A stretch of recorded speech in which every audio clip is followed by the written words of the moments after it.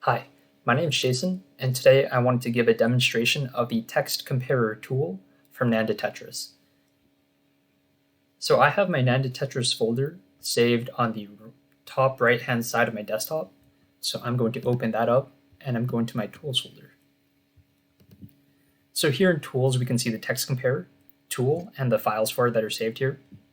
And in order to use this, we need to drag and drop some files into the Tools folder. So let me find project 10, and I'm just going to use array test for this example, but we really could use any folder from projects 10 or 11 for this. So here in the array test folder, I happen to have a few XML files, but I'm just going to look at main. And so I'm going to create a copy of this, and I'll show exactly why in about a minute. So I'm going to save a copy, identical copy of this file, save it, and I named it main copy. So I'm going to select both of these files. I'm going to hold down the control key, click on them, and then copy and drag them over to my tools folder. And the reason why I always copy them is because I don't like to touch the original file in case I might accidentally delete it or drop it somewhere and I might forget where it is.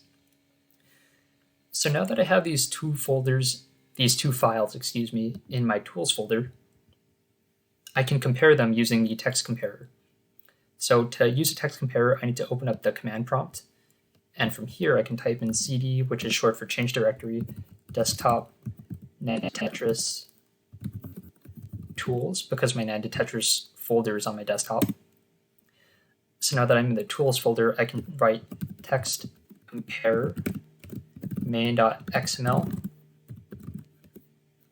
and main copy.xml. All right, and it says comparison ended successfully. And this is exactly what we would expect because main copy is just an identical copy of main. But let's say if between these two files that there are a few differences. What happens then?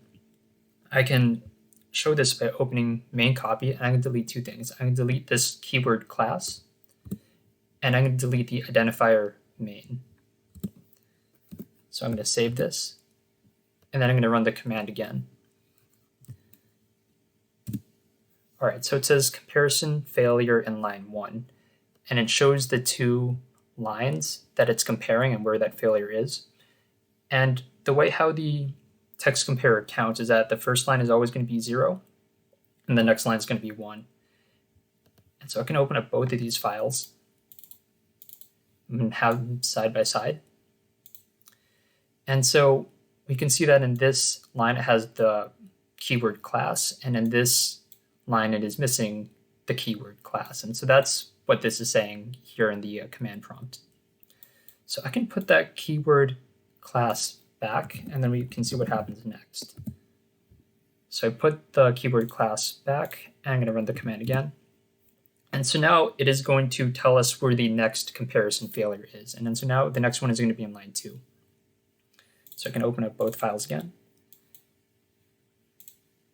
compare them side by side, and we can see that what the TextComparer is referring to, it's referring to this line and to this line. And it's saying how in the main copy file that the identifier main is missing. And so what I wanted to point out with this example is that the TextComparer will only tell us where the first difference is. If there are multiple differences between our two files, the TextComparer can only tell us where the first one is. And so just to finish this example, I'm going to put the identifier main back, and we can run the command one last time. And so now we can see that the comparison ended successfully because everything that I deleted, I put back, and so now those two files are identical. All right, so that is everything I wanted to say about the TextComparer. I hope this video was helpful, and I wish everyone the best of luck with Nand2Tetris Part 2. Thanks.